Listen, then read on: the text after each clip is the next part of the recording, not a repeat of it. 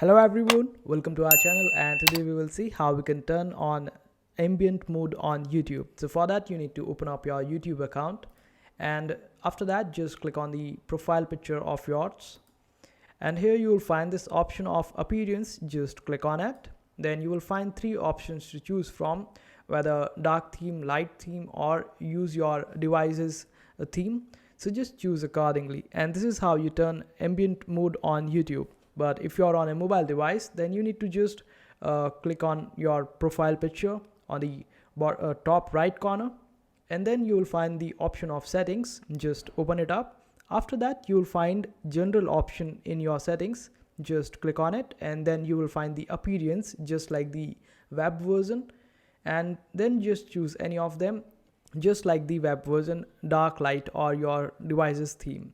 So this is how ambient mode works on mobile device. I hope this video was helpful. If you still need any help, you can always comment down below. Our team will be happy to help you out. Make sure to hit that like button and also subscribe to our channel for more helpful videos.